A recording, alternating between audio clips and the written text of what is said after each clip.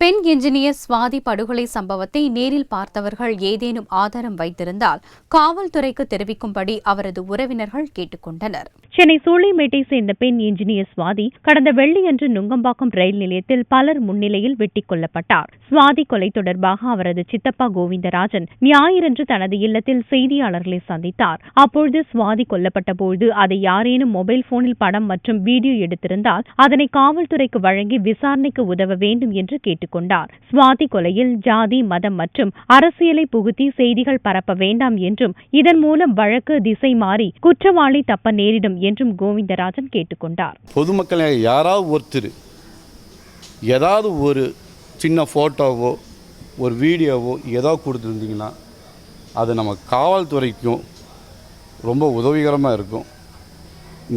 இப்போ பார்த்துட்டு இருக்கவங்க பொதுமக்களை நாம தான் சேர்ந்து சில விஷயங்களை நம்ம தடுத்தாக்கணும். இது மாதிரி உங்களுக்கு யாராவது எடுத்திருந்தால் தயவுசெய்து அது சம்மந்தப்பட்ட துறைக்கு அனுப்பிச்சு இந்த